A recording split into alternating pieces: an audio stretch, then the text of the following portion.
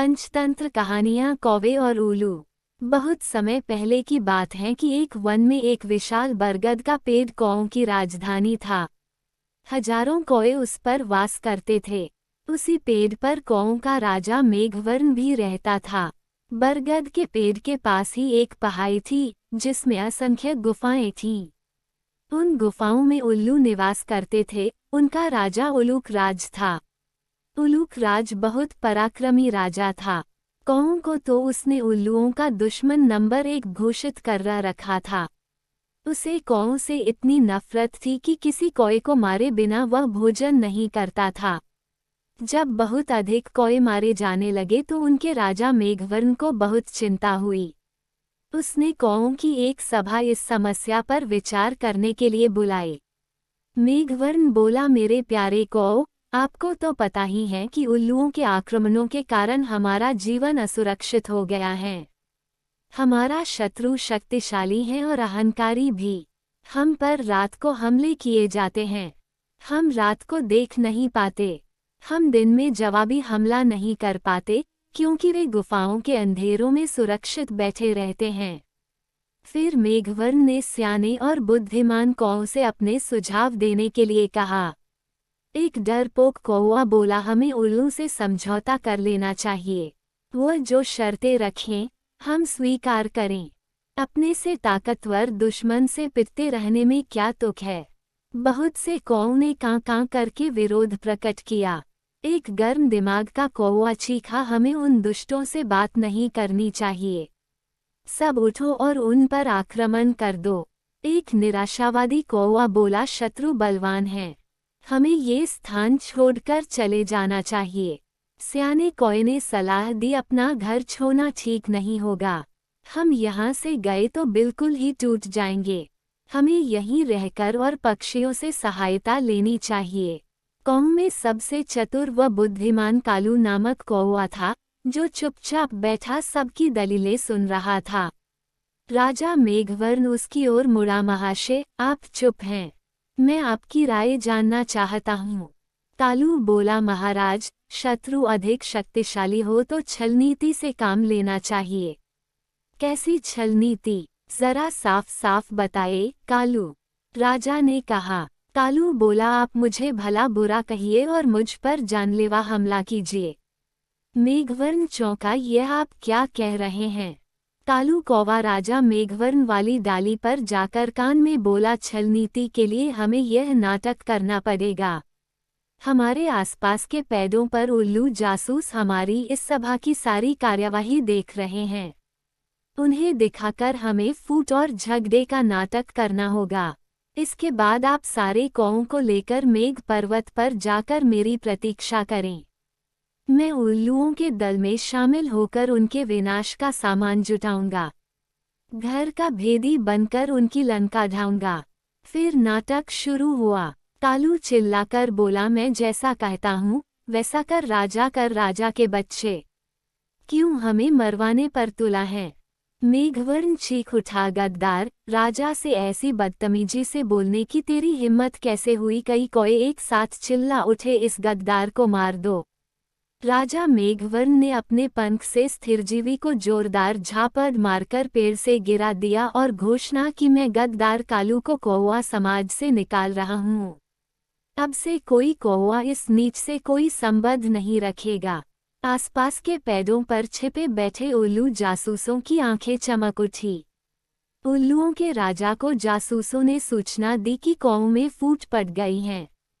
मारपीट और गाली गलौच हो रही हैं। इतना सुनते ही उल्लुओं के सेनापति ने राजा से कहा, महाराज, यही मौका है कौओं पर आक्रमण करने का। इस समय हम उन्हें आसानी से हरा देंगे। उल्लुओं के राजा उलूक राज को सेनापति की बात सही लगी। उसने तुरंत आक्रमण का आदेश दे दिया। बस फिर क्या था, हजारों उल्लुओं की सेना बरगद के पेड़ पर आक्रमण करने चल दी। परंतु वहां एक भी कौवा नहीं मिला। मिलता भी कैसे। योजना के अनुसार मेघवर्ण सारे कौओं को लेकर मेघ पर्वत की ओर कूच कर गया था।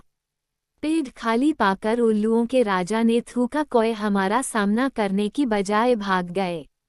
ऐसे कायरों पर हजार थू।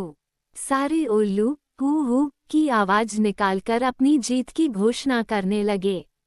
नीचे झाड़ियों में गिरा पड़ा कालू कौवा ये सब देख रहा था। कालू ने कां कां की आवाज निकाली। उसे देखकर जासूस उल्लू बोला, अरे ये तो वही कौवा है जिसे इनका राजा धक्का देकर गिरा रहा था और अपमानित कर रहा था। उल्लुओं का राजा भी आया। उसने पूछा, तुम्हारी ये दुर्दशा कैसे हुई? कालू बोला, मैं राजा मेघवर्ण का नीति मंत्री था। मैंने उनको नेक सलाह दी कि उल्लुओं का नेतृत्व इस समय एक पराक्रमी राजा कर रहे हैं।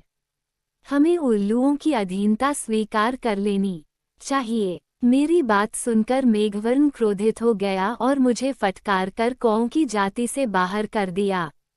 मुझे अपनी शरण में ले लीजिए। उल्लुओं का राजा उलूक राज सोच में पड़ गया। उसके सियाने नीति सलाहकार ने कान में कहा, राजन, शत्रु की बात का विश्वास नहीं करना चाहिए।